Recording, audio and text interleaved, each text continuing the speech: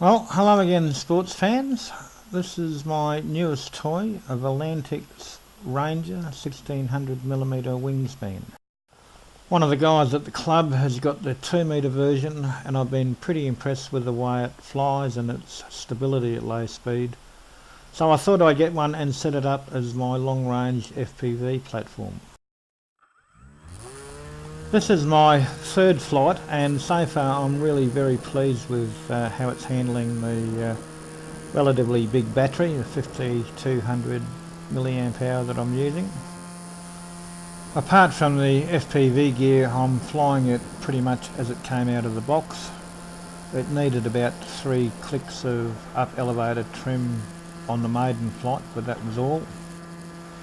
It's pretty similar with the Cyclops Tornado flight controller. I'm flying that largely on the defaults that it came with and not having too much trouble at all. So this is just after the hand launch. I've got it in manual mode. I'm flying it up to a reasonable altitude and slipping it into loiter mode so it can circle around by itself while I walk back to the base station before starting the FPV part of the flight. So she transitions from normal mode to loiter mode very smoothly with hardly any altitude drop at all. And she starts to circle also quite smoothly with no real nasty habits whatsoever. I'm quite impressed. So the plan today is to fly to the top of Mount Tennant, which is about 3.5 kilometres southwest of where I am at the moment. So I switch to pilot assist mode and take it out of the loiter pattern and start heading for the mountain, which is in the middle of the screen now.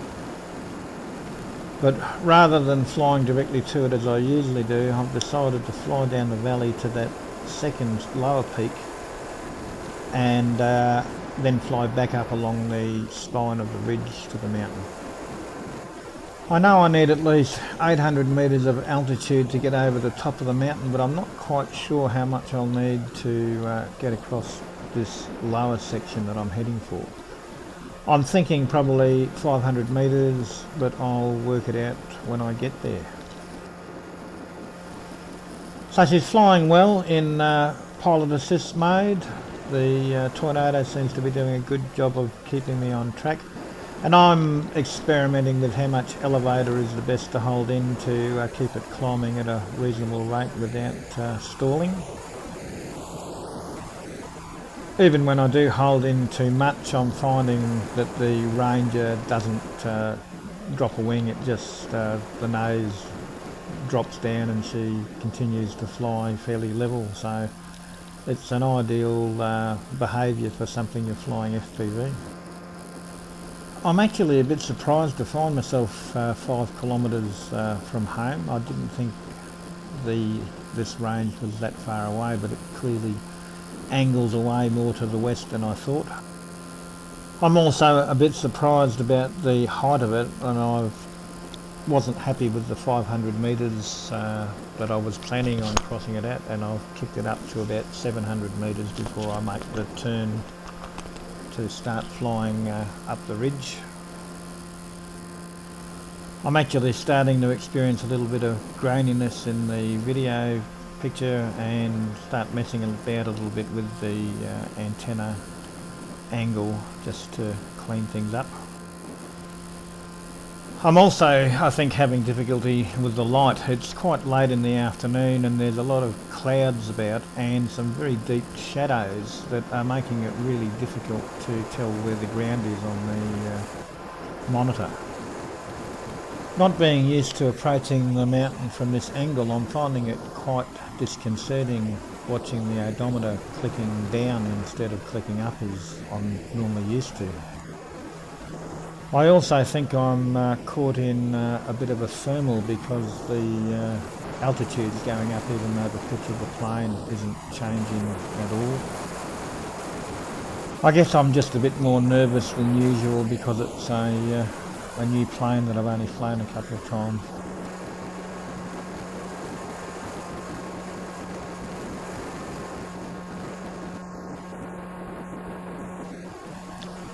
So despite my increasing nervousness, I carry on. I'm expecting to see the odometer stop decreasing and start increasing back out to the 3.5 kilometres I'm used to it being on when I fly out to the mountain. But it doesn't seem to be happening and I'm a bit confused. So I decided to switch into return to home mode just to let the plane take care of itself while I get my bearings. But it doesn't really help me that much. Even though the Ranger quickly settles into a nice steady course towards home, I can't tell from the dark picture that I'm looking at where home actually is at this point.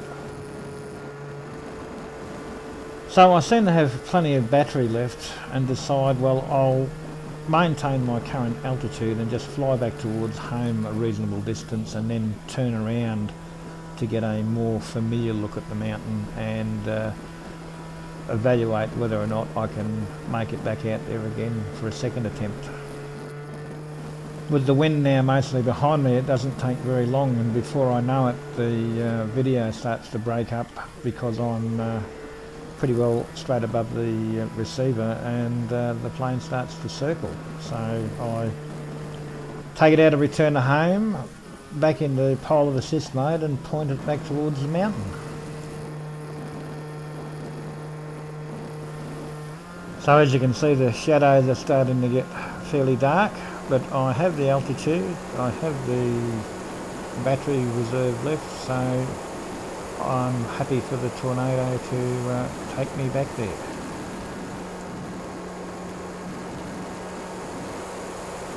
I'm feeling much more comfortable now that I can make out the scarp and the landslide on the front of the mountain and know exactly where I am.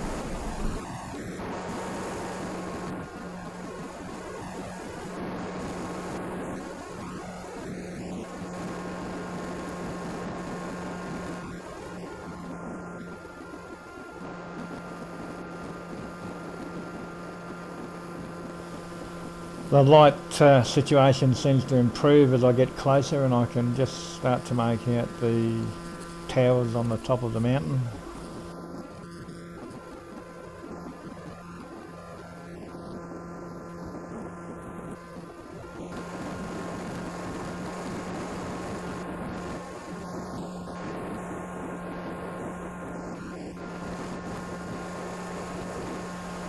I decided to fly by them relatively closely and go a bit past and then put the Ranger into loiter mode and do a few circuits of the mountaintop. I'm a bit nervous about using loiter because I won't have much room to do anything about it if something goes wrong, but I flick the switch anyway and she leans over and starts to turn. She looks like she's going down, but I've got my eye on the altimeter and that's remaining stable. Even so, I'm pretty relieved when the towers come back into view and I am still reasonably clear above them.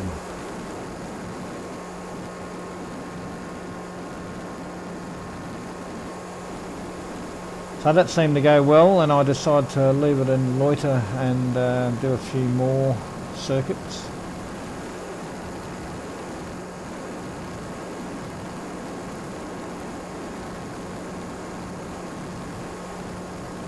The tornado seemed to be doing a fine job of maintaining altitude and position in these turns, but it didn't help my nervousness much.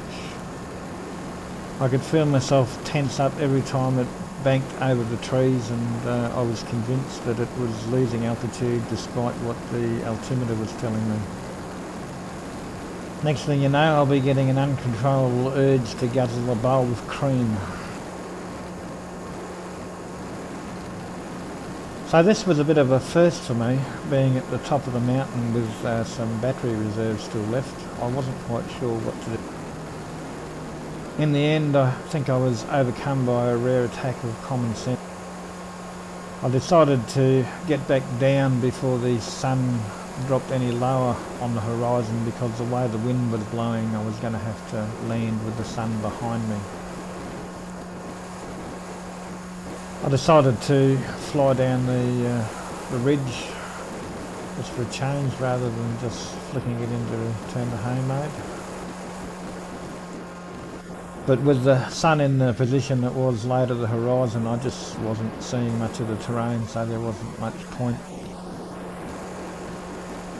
I decided to turn towards home and maybe start losing some of the altitude I'd picked up to get over the top of the mountain.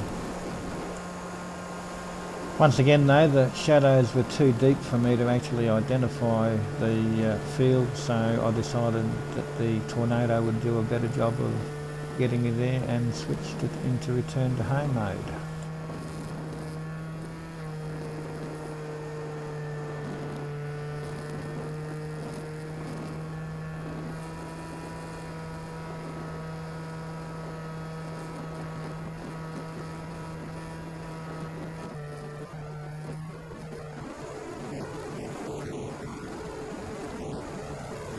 Time to start losing some of that altitude.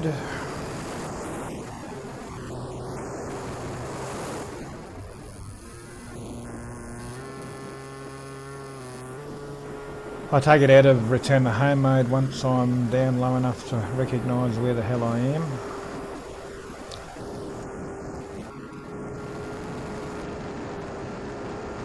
There's a fairly stiff southerly blowing, which means I'm going to have to land from this direction, and the approach is quite steep down the face of that hill. Because the Ranger is quite floaty, I decided it's best to do the landing by eye, but that means I'll be looking into this bloody sun on the approach, but you can't have everything, I guess. I decided to leave it in PA mode and do a few practice runs just to try and get the speed right. Clearly it's something I'm going to need to practice.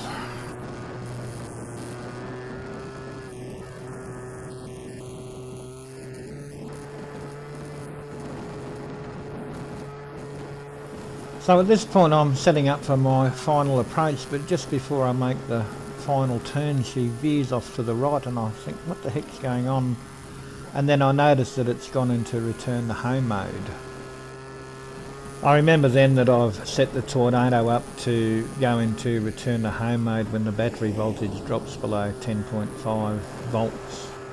And that's what's happened here. So I ended up having to land in manual mode just to prevent it from jumping in and out of return to home mode every time I rev the engine.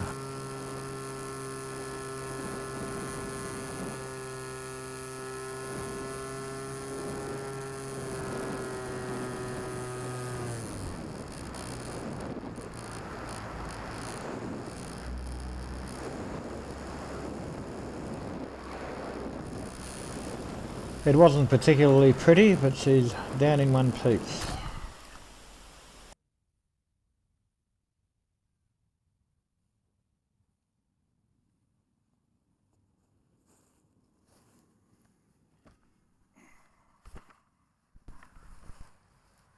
Well, you've got to be pretty happy with that.